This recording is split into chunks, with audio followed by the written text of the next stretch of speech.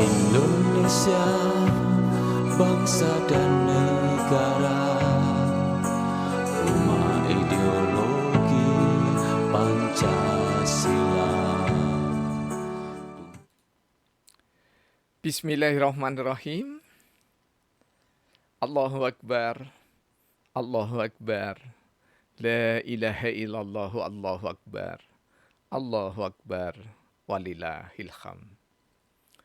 Pemirsa tercinta yang dirahmati Allah Tuhan Yang Maha Esa, bersua kembali di kanal Hikmatologi, monolog sederhana, mengajak diri kita masing-masing kian melembut, cerdas, dewasa, bijakkan, hati nurani, berdasar kitab suci agama kepercayaan yang kita yakini. Tentu saja menjunjung nilai luhur Pancasila. Niscaya dalam kehidupan sebagai warga negara sehari-hari. Pemirsa, bagi umat Islam, sejak dikumandangkan azan maghrib hari ini, Jumat, adalah 1 Syawal.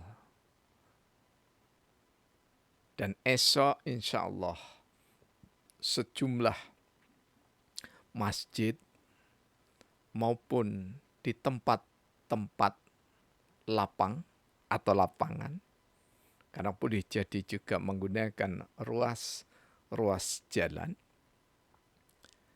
akan melaksanakan sholat Idul Fitri 1444 Hijriah. Harapan kita semuanya, mudah-mudahan seluruh rangkaian ibadah, baik mahdhu maupun ghairil mahdhu, baik yang khusus, yang fardu maupun yang sunnah, sepanjang bulan Ramadan bahkan setahun yang lalu, antara Ramadan 1443 Hijriah sampai dengan 1444 Hijriah, semuanya diridhoi oleh Allah Subhanahu wa Ta'ala.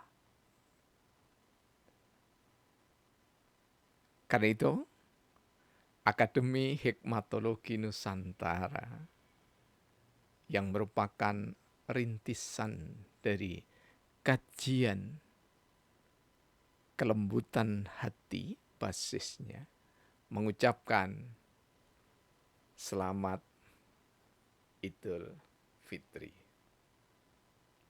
Mudah-mudahan sekali lagi kita senantiasa diberikan keselamatan,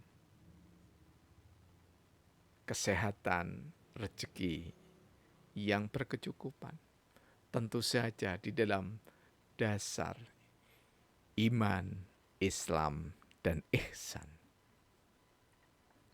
Kali ini kami sengaja akan menyampaikan Sahrus Syawal bagian pertama dari syair Sabdana yang ke 6793. Sahrus Syawal bagian pertama. Awal bulan Syawal bermakna ibadah meningkat, menghamba. Dijaga kesucian hati nurani sepanjang tahun, menghamba. Makna hakiki Ramadan niscaya dipelihara sepanjang masa. Hakikat puasa jika setelah Ramadan kian menghamba, menjaga tauhid, sholat, dan puasa sepanjang masa. Berharap dipertemukan Ramadan tahun depan bersama keluarga. Bulan Syawal menabur kembali benih-benih cinta utama. Kampung Celaket, Hadiningrat, Kota Malang, tanggal 5 Mei tahun 2019. Pemirsa netizen yang kami cintai, ketika kita berbicara Syawal, secara etimologis kita berbicara peningkatan. Karena disebut peningkatan, maka dari yang terendah menuju yang tertinggi, yang lebih tinggi, yang lebih tinggi, yang lebih tinggi lagi. Karena itu di dalam ibadah, di dalam menabur cinta kasih sayang sesama manusia dan sesama makhluk, tidak ada istilah maksimal. Tetapi yang ada adalah optimal. Karena kalau maksimal, sudah tidak bisa lagi ditambah kebaikan-kebaikan itu. Seperti speedometernya sepeda motor ataupun mobil. Jadi kalau batasannya lari tercepat adalah 300, maka setelah 300, 301 saja tidak bisa.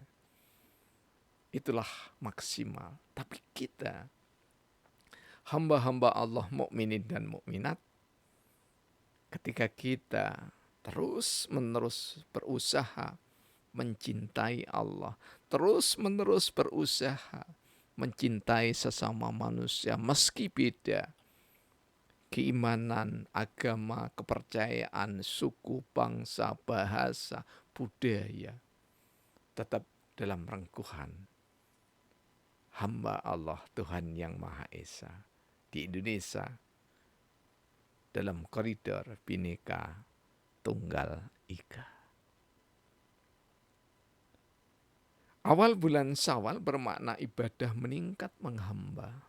Maknanya bahwa ketika di bulan Ramadan, masjid, musola, tempat-tempat ibadah milik umat Islam syarat dengan jamaah, maka idealnya ketika memasuki 1 Syawal, maka semakin berlimpah makmurnya musola masjid tercinta dimanapun. Namun secara empirik harus diakui bahwa ketika Ramadan belum usai, mulai tanggal 15 terus sampai dengan berproses 20, 21 dan seterusnya, tidak banyak hamba-hamba Allah yang bertahan. Mudah-mudahan kita sadar dan tersadar bahwa bukan Ramadan saja, meskipun itu adalah penghulu segala bulan, saat seorang hamba, seorang yang sangat mencintai Allah dan Rasulullah Muhammad SAW melebihi segalanya, maka Syawal justru harus kian membara semangat kita untuk beribadah dengan ragam peribadatan. Dijaga kesucian hati nurani sepanjang tahun menghamba.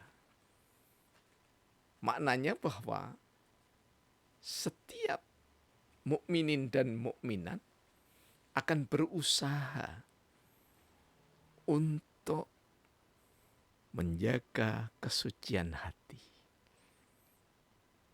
Lisan ketika dalam bulan Ramadan sangat dijaga karena takut batal puasanya. sikap perilaku betul-betul terjaga. Karena itu niscaya di bulan Syawal, kesucian hati nurani sepanjang tahun dijaga dalam menghamba. Karena makna hakiki dari Ramadan adalah niscaya dipelihara sepanjang masa.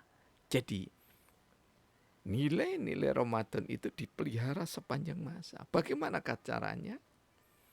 Ketika kita rajin mengunjungi masjid di bulan Ramadan, maka di bulan Syawal mestinya lebih rajin. Kalau tadinya sering terlambat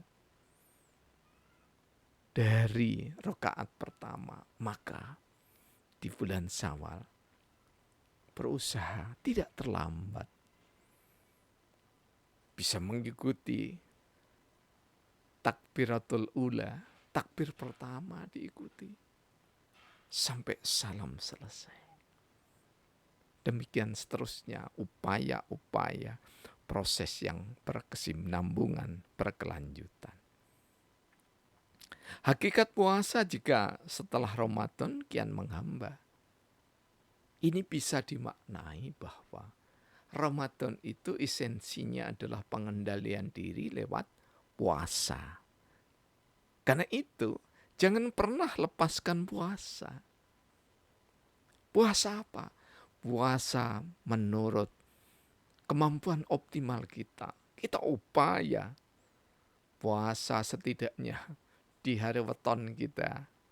Kalau weton digandengkan umpamanya Selasa, Legi begitu ya. Maka 36 hari sekali berpuasa. Namun kita tidak puas. Boleh jadi berpuasa setiap hari Selasa. Apa boleh? Dibolehkan. Karena sepanjang tidak diharamkan, itu dibolehkan. Jika kita meniatkan puasa untuk melatih. Melatih apa? Melatih menuju puasa al-yaumul bid. Puasa 3 hari, 13, 14, 15, setiap bulan Hijriyah. Menjaga nilai hakiki dari Ramadan. Ini sekaligus saja menjaga tauhid kita, menjaga sholat kita, menjaga ruh dari puasa sepanjang masa. Ditingkatkan lagi di bulan Syawal. Tidak saja Yaumul Bid, 3 hari puasa, tapi meningkat 3 hari puasa dengan puasa Senin Kamis. Kita tanamkan pada diri kita bahwa sesungguhnya puasa itu hanya 1 hari. Tidak pernah lebih. Puasa Ramadan tidak pernah 30 hari, 29 hari. Tetapi hanya 1 hari. 1 hari dikumpulkan dalam rentang 1 bulan Ramadan namanya. Tetapi di hati kita, tanamkanlah supaya tidak berat berpuasa, bahwa puasa apapun namanya sama. Puasa hanya sehari, dari subuh sampai dengan maghrib tiba. Sembari terus-menerus boleh jadi menggandengkan antara puasa al-yaumul bid, kemudian dengan puasa Senin Kamis digandengkan. Kenapa tidak bagi yang mampu? Tanggal 2 Syawal sudah mulai lagi dalam semangat Ramadan. Artinya bahwa besok saudara-saudara kami termasuk kami yang sudah membatalkan puasa karena meyakini 1 Syawal, istabti qalbaka wa in aftauka wa in aftauka wa in aftauka. Kita mendengar dari Kementerian Agama, kita mendengar dari ulama NU, kita mendengar dari ulama Muhammadiyah, kita mendengar dari ulama Persis, kita mendengar, tetapi Rasulullah mengajari, mendidik kita, tetapkanlah dengan hatimu, meskipun kamu mendengar banyak untaian fatwa. Karena itu, pemirsa yang dirahmati oleh Allah, yang terpenting bagi kita bangsa Indonesia, Jumat dan Sabtu insya Allah besok dan lusa berlebaran, mari kita semangati dengan rasa solidaritas berpersaudaraan. Dan nanti pada hari Sabtu insya Allah di tempat kami juga melakukan sholat Idul Fitri. Jadi selain hari Jumat juga ada hari Sabtu. Karena berdasarkan kesepakatan tokoh-tokoh masyarakat Kampung Celaket, saudara-saudara kita dari Biara Ursulin dan dari sejumlah gereja menginformasikan kepada kami bahwa besok mulai dari jam 9 sudah berkumpul di titik yang akan dipakai sholat Idul Fitri, maksud saya itu besok malamnya, sehingga Sabtu itu saudara-saudara kita yang dipimpin oleh Romo dan Bagus Fajar Tejo Soekarno itu akan ikut nyengkuyung, ikut membersamai kami untuk persiapan Idul Fitri di hari Sabtu. Sungguh Bhinneka Tunggal Ika ketika dirajut dengan cinta kasih yang mempesona, tidak saling menista, maka damai senantiasa akan tertabur penuh cinta. Bulan Syawal menabur benih-benih cinta utama. Akhir dari guratan Sahrus Syawal bagian 1 ini. Sudah waktunya kita bisa membedakan mana kerjasama yang didasarkan kepada perikemanusiaan dan mana peribadatan yang memang hanya layak untuk dihadiri dan dibersamai oleh saudara-saudara yang seiman. Semoga besok Jumat 1 Syawal 1444 Hijriah bertambah rasa kasih cinta kita kepada Allah, Rasulullah Muhammad SAW, dan kepada sesama manusia. Demikian juga nanti yang akan merayakan 1 Syawalnya hari Sabtu, tentu saja damai, kelimpah mewahan kesejahteraan, dan saling memiliki rasa persaudaraan adalah keniscayaan. Terima kasih atas segala dukungan dengan cara semua Anda menyimak dan juga memberikan kontribusi untuk memilih tema terkadang. Alhamdulillahirabbil alamin. Yang mendengar